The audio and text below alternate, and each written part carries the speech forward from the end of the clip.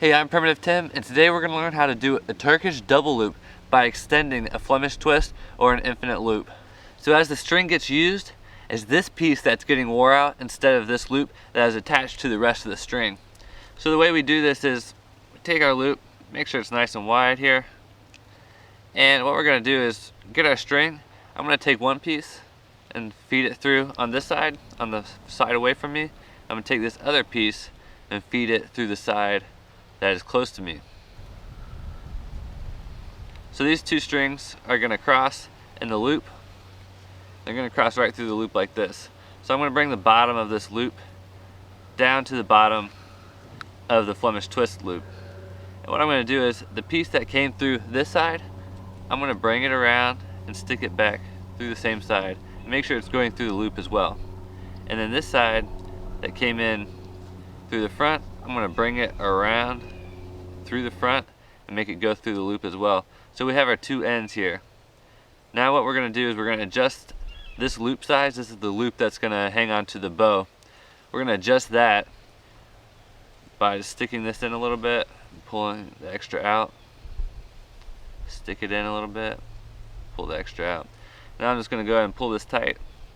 And so now we have our loop, and this is very easily adjustable. All I have to do is just push in a little bit, and I can just bring that in, and to tighten it up I'll just pull this piece right here.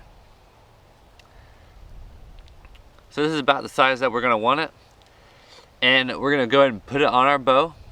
Once we got this loop in here, we'll put it on our bow, string it up, make sure it gets nice and tight, and then you can cut off these extra little frills. Now the advantage to this is that once I have this on my bow, this part, as it rocks back and forth on the nock as I draw and shoot, there's a lot of pressure on this. So that's going to get worn out fairly quickly because this is a plant fiber string. This one is actually hemp. And so as it gets worn out, you're going to start to see frays, and it's going to start getting a little bit ratty. So you can just replace this Turkish loop right here so that the loop that's actually attached to your string isn't getting wore out, because once this part of the string is gone, then your string is going to be too short. You're not going to have enough material to form another loop. Now this came about when the Turks, with their horn bows, they used silk as a string, and so that silk was very expensive and it wore out quickly. So they would use this Turkish double loop to preserve their bowstring, and so that only one little section was getting wore out and the rest was pretty much stayed in good shape. Now I like to reinforce mine, so right here I wrap some extra cord around where my arrow knocks. Now you can preserve your plant fiber strings and you're not going to have to worry about them breaking.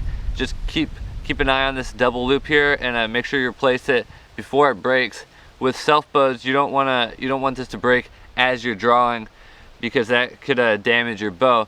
So make sure you keep an eye on it. Once it starts to get a little bit frayed, go ahead and replace it. And depending on how often you shoot, you may not even have to replace it very often. But this is a very useful method right here that I personally use on all my bows. So try it out, you might like it, and until next time, try to find a new way to appreciate nature.